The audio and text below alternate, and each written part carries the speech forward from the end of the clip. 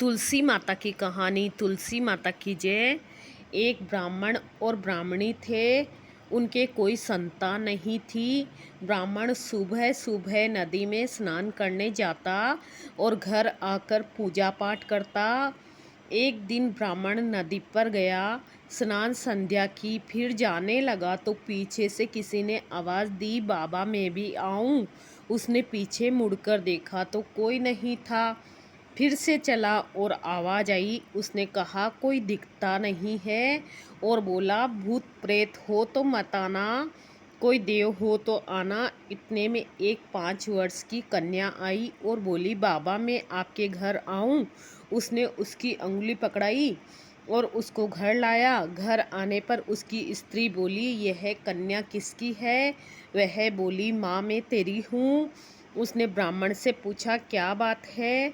ब्राह्मण ने सारी बात कह दी। उन दोनों ने उसे बेटी कह के पुकारा। वे दोनों पति पत्नी खुश हुए और बोले इसका नाम क्या रखें? ब्राह्मण बोला इसका नाम तुलसी रख देते हैं। यह हमारे आंगन की तुलसी है। अब तुलसी खेलने कूदने लगी। माता पिता बहुत प्यार करते थे। वह बड़ी हुई तो शादी के योग्य हुई। माता पिता को चिंता होने लगी तो तुलसी बोली मेरी चिंता मत करना, मुझे तो स्वयं भगवान श्री कृष्ण लेने आएंगे, तुम तैयारियां करो।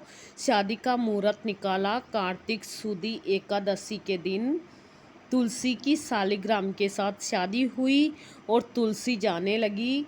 उसके माता पिता रोने लगे, बेटी हम तुम्हें कहाँ लेने आएंगे? तुलसी ने कहा माता पिता आप मेरी चिंता मत करना, मेरा ससुराल द्वारका धाम है। आप जब याद आए तो मैं आ जाऊंगी। आप घर में तुलसी लगा के रखना, उससे घर में शांति रहती है, घर में शुद्धि होती है। आंगन की तुलसी को आप सदा हरा रखना, उनकी पूजा अर्चना करना। जय माँ तुलसी। तुलसी माता की कहानी। तुलसी माता की जय।